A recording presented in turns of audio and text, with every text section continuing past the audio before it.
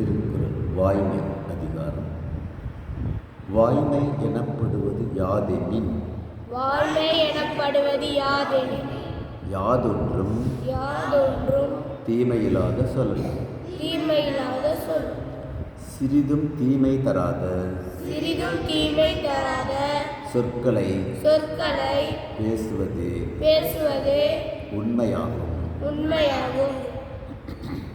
உள்ளத்தால் பொய்யாது ஒழுகின்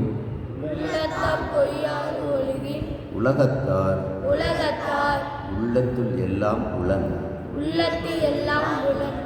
ஒருவன் மனத்தாலும் பொய்யை நினைக்காமல் இருந்தால் அவனை உலக சான்றோர்கள் தம் உள்ளத்தில் நிலைநிறுத்தி போற்றுவார்கள்.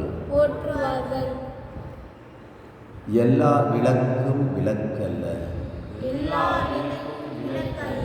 சான்றோர்க்கு பொய்யா விளக்கு விளக்கு.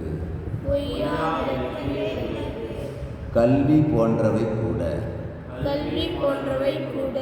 அறியாமை இருளுக்கு மட்டுமே விளக்கு.